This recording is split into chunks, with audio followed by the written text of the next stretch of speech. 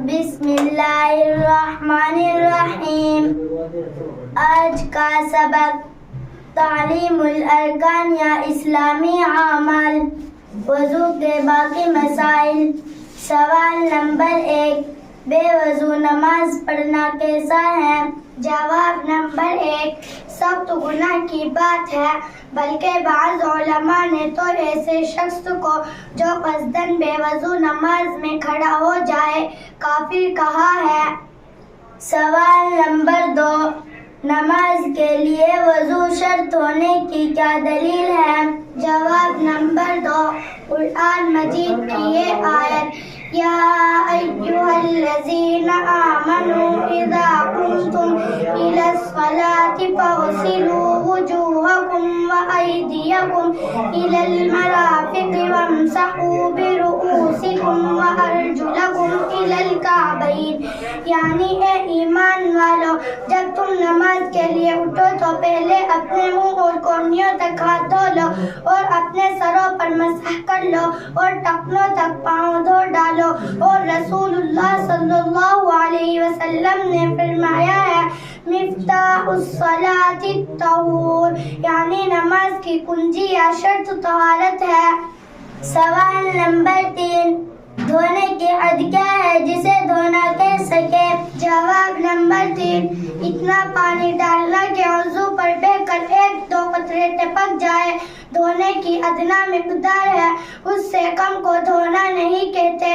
مثلا کسی نے ہاتھ بھگو کر منہ پر پھیر لیا، اس قدر تھوڑا پانی منہ پر ڈالا کہ وہ بہہ کر منہ پر ہی رہ گیا، ٹپکا نہیں، تو یہ نہیں کہا جائے گا کہ اس نے منہ دھویا اور وضو صحیح نہ ہوگا. سوال نمبر 4، جن اعضاء کا دھونا وضو میں فرض ہے انہیں کتنی مرتبہ دھونے سے فرض ادا ہوگا؟ جواب نمبر 4، 1 مرتبہ دھونا فرض ہے اور اس سے زیادہ 3 مرتبہ تک دھونا سنت ہے، اور 3 مرتبہ سے زیادہ دھونا ناجائز اور مکروہ ہے. سوال نمبر 5، کہاں سے کہاں تک منہ دھونا فرض ہے؟ جواب نمبر 5، پیشانی کے بالوں کی جگہ سے ٹھوڑی کے نیچے تک اور 1 کان کلو سے دوسرے کان کلو تک دھونا فرض ہے. سوال نمبر 6، جن اعضاء کا دھونا فرض ہے ان میں سے اگر تھوڑی سی جگہ خشک رہ جائے تو وضو درست ہوگا یا نہیں؟ جواب نمبر 6، اگر 1 بال کے برابر بھی کوئی جگہ سوکھی رہ جائے تو وضو نہ ہوگا. سوال نمبر 7، اگر کسی شخص کے 6 انگلیاں ہو تو 6ٹھی انگلی کا دھونا فرض ہے یا نہیں؟ جواب نمبر 7، ہاں فرض ہے، اور اسی طرح جو چیز کے زیادہ پیدا ہو جائے اور اس مقام کے اندر ہو جس کا دھونا فرض ہے تو اس زائد کا دھونا فرض ہو جاتا ہے. سوال نمبر 8، مسح کرنے کے کیا معنی ہیں؟ جواب نمبر 8، ہاتھ کو پانی سے تر کر کے بھگو کر کسی عضو پر پھیرنے کو مسح کہتے ہیں. سوال نمبر 9، سر پر مسح کرنے کے لیے نیا پانی لینا ضروری ہے یا ہاتھوں پر باقی رہی ہوئی تری کافی ہے؟ جواب نمبر 9، نیا پانی لینا بہتر ہے، لیکن اگر ہاتھ دھونے کے بعد باقی رہی ہوئی تری سے مسح کر لے تو وہ بھی کافی ہے، مگر جب ہاتھ سے 1 مرتبہ مسح کر لیا تو پھر دوسری جگہ اس سے مسح کرنا جائز نہیں. اسی طرح اگر ہاتھ پر تری نہ تھی، کسی دوسرے دھوئے ہوئے یا مسح کیے ہوئے عضو سے اسے تر کر لیا تو اس سے بھی مسح جائز نہیں.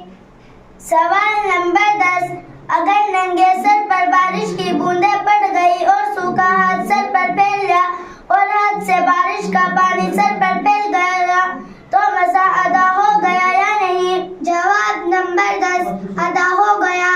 سوال نمبر 11، وضو میں آنکھوں کے اندر کا حصہ دھونا فرض ہے یا نہیں؟ جواب نمبر 11، آنکھوں کے اندر کا حصہ، ناک کے اندر کا حصہ، منہ کے اندر کا حصہ دھونا فرض نہیں ہے. سوال نمبر 12، وضو کرنے کے بعد سر منڈائے یا ناخن کتروائے تو سر پر 2 بار مسح کرنا یا ناخنوں کو دھونا ضروری ہے یا نہیں؟ جواب نمبر 12، نہیں.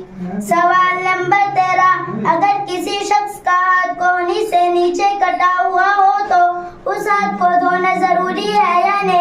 جواب نمبر 13، ہاں جب تک کونی یا اس سے نیچے کا کچھ حصہ باقی ہو تو باقی حصے کو اور کونی کو دھونا فرض ہے۔